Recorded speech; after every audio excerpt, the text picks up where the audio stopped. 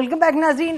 سیاست میں بہرحال جو فوج کی ٹاپ کمانڈ کی ایک اپنی رہی ہے مداخلت، اس پر ہم بات ہمیشہ کرتے رہے، لیکن پولیٹیشنز جو ہیں ان میں کتنا پولیٹیکل سٹیمنا ہے؟ کیا کوئی چاچا اتھرو بن جاتا ہے؟ کیا کوئی رونا دھونا واویلا ڈالتا ہے پھر بھاگ جاتا ہے پھر واپس؟ یہ بھی تو بہت بڑے سوال ہیں. حامد آنے والے دنوں میں کیا ایکسپیکٹ کریں؟ ابھی آپ نے بات کی کہ عمران خان صاحب کو کوئی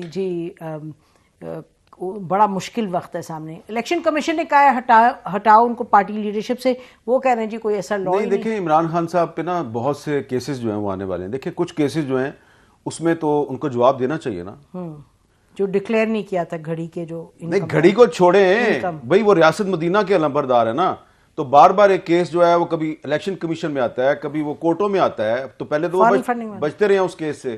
ان کی بیٹی کا جو معاملہ ہے ٹھیک ہے، اب تو آ گیا سامنے. دیکھیں نا، اب میں آپ کو یہ اس لیے بات کہہ رہا ہوں کہ بابر اعوان صاحب جو ہے جب یہ لا منسٹر تھے پیپلز پارٹی کے، تو میرے ایک شو پہ عمران خان صاحب کے ساتھ یہ بیٹھے ہوئے تھے، اور بابر اعوان صاحب نے عمران خان صاحب کی جو بیٹی کا ایشو ہے اس پہ بلو دی بیلٹ گفتگو کی.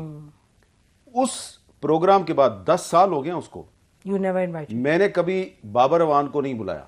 تو آج عمران خان جو ہے وہ بابر اعوان کے بغیر آگے نہیں چلتا. اچھی بات ہے، ٹھیک ہے.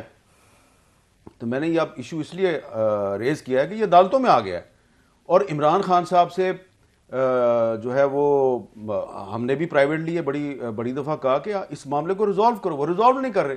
تو اب اگر یہ عدالتیں ریزالو کریں گی تو اس میں سوال پیدا ہوتا ہے نا کہ آپ یا تو ریاست مدینہ کی بات نہ کریں، یہ آپ کا بالکل پرسنل معاملہ ہے، ٹھیک ہے، اس میں فائنینشیل کرپشن کا معاملہ بھی انوالو نہیں ہے، لیکن کوئی ایک اخلاقیات کو فیملی ویلیوز بھی تو کوئی چیز ہوتی ہیں. بیٹی خدا کی رحمت ہے، تو اگر آپ خدا کی رحمت کو اڈاپٹ کرنے کے لیے، ایکسیپٹ کرنے کے لیے تیار نہیں ہے تو ریاست مدینہ کی بات تو نہ کیا کریں پھر آپ. تو اس لیے یہ ایک اہم ایشو ہے. اگر پاکستان کے آئین کے آرٹیکل 62(1)(f) کے تحت نواز شریف اور دیگر جو سیاستدان ہیں جہانگیر ترین، ان کو آپ کہتے ہیں کہ یہ صادق اور امین نہیں، آپ ان کو ڈسکوالیفائی کرتے ہیں، تو اس میں صادق اور امین میں صرف فائنینشیل کرپشن جو ہے مالی بے ضابطگی نہیں آتی، اس میں یہ چیز بھی آتی ہے. تو اس کا بھی ایک دفعہ طے ہونا چاہیے. اگر وہ ان کی بیٹی نہیں ہے تو عمران خان صاحب عدالت میں آ کے ایک ثبوت دیں کہ نہیں وہ میری بیٹی نہیں ہے. اگر ہے تو اس کو اڈاپٹ کریں. تو اور یہ معاملہ وہ لٹکا رہے ہیں، لٹکائے جا رہے ہیں، سب کو پتہ ہے. تو لیکن اب یہ میں سمجھتا ہوں کہ یہ معاملہ جو ہے وہ عمران خان صاحب کو اب اس پہ کوئی سٹینڈ لینا پڑے گا، یس یا نو. ایک بات کہیں تو ان کا جو فالوور ہے وہ اگر وہ یس کہہ دیں گے فالوور کہے گا یس، بالکل، اور اگر وہ نو کہہ دیں گے فالوور کہہ دے گا نو.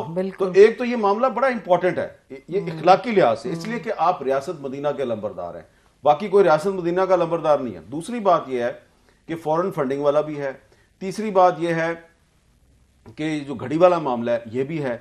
اور اس کے علاوہ اسد عمر صاحب، گھڑی چور کی جو بات ہے یہ تو غلط ہے، کیونکہ مطلب ان کو بحیثیت ایک دیکھیں نا، کیونکہ عمران خان صاحب اپنے مخالفین کو چور کہتے ہیں، ڈاکو ڈاکو کہتے ہیں، تو جوابی طور پہ ان کو بھی چور کہا جا رہا ہے. ٹھیک ہے نا، سیاست یہ گند ہے. آپ صحیح کہہ رہی ہیں کہ اس میں چوری تو نہیں کی، ٹھیک ہے، لیکن کیونکہ وہ سیاست دوسروں کو چور کہتے ہیں. اور پھر آپ نے یہ بھی کہا تھا کہ میں ان چوروں کے ساتھ بات نہیں کروں گا، ٹھیک ہے، پھر آپ نے ان کے ساتھ بات بھی کی، ولنگنس بھی شو کی. اب عارف الوی کے ذریعے آپ ان سے بات چیت بھی کر رہے ہیں چوروں کے ساتھ، ڈاکوؤں کے ساتھ.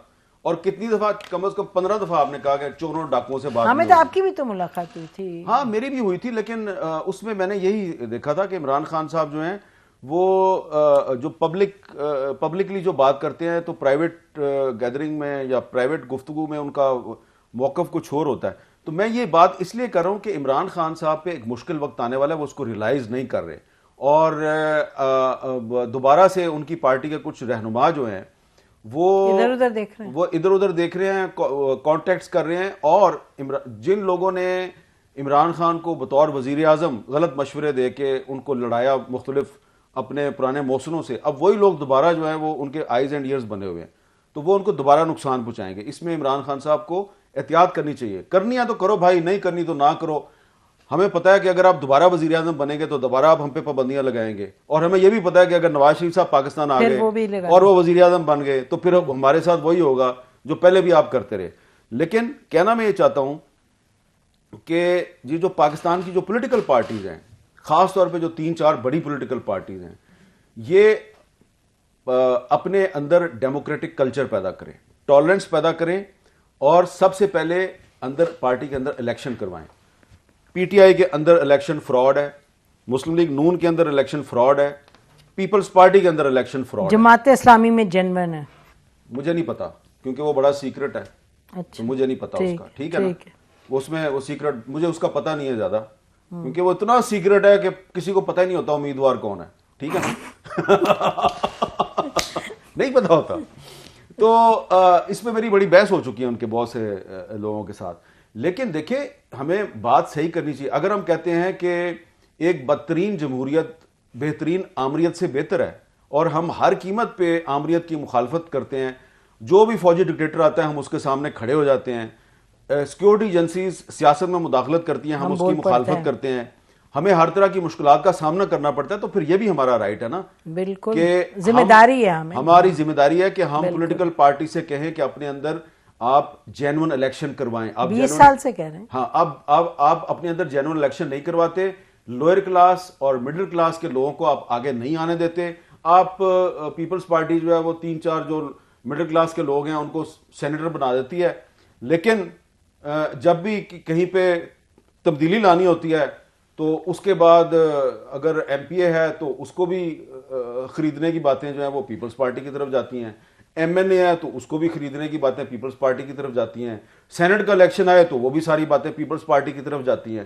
تو یہ ہمیں بیوقوف نہ بنائیں کہ آپ نے 3-4 جو سندھ کے جو مڈل کلاس کے سیاسی کارکن ہیں ان کو سینیٹر بنا دیا تو آپ غریبوں کی جماعت ہیں. ایسی کوئی بات نہیں ہے. کنکلوڈنگ سینٹنس یہ ہے کہ آنے والا وقت جو ہے وہ پاکستان کے میڈیا کے لیے ایک بہت بڑا امتحان ہے, اور یہ پولیٹیکل پارٹیز جو ہیں اگر انہوں نے اپنے اندر ڈیموکریٹک کلچر کو فروغ نہ دیا تو ہم نے اٹھانے ہیں سوال, اور جب ہم سوال اٹھائیں گے تو ان میں ٹالرنس لیول ہے نہیں ہے, ڈیموکریٹک کلچر ہے نہیں ہے, تو ان کے ساتھ ایک دوسرے کے ساتھ ہمیں کھڑے ہونا پڑے گا. ارشد شریف پہ کیا خیال ہے جو جے آئی ٹی بنے؟ دیکھیں جو ارشد شریف پہ جو جے آئی ٹی ہے, ہمیں امید ہے کہ وہ جے آئی ٹی تمام لوگوں سے بات کرے گی, تمام لوگوں سے. اور اس میں میں یہ مطالبہ کرتا ہوں کہ ارشد شریف پہ جو جے آئی ٹی بن رہی ہے وہ پچھلے سال اسلام آباد میں جو ابصار عالم پر جن لوگوں نے حملہ کیا اور اسد طور کے گھر میں گھس کے اس کو مارا, وہ ان دونوں سے بھی اگر انٹرویو کریں, ان کا بھی بیان ریکارڈ کریں تو یہ بتائیں گے کہ اسلام آباد میں صحافیوں پہ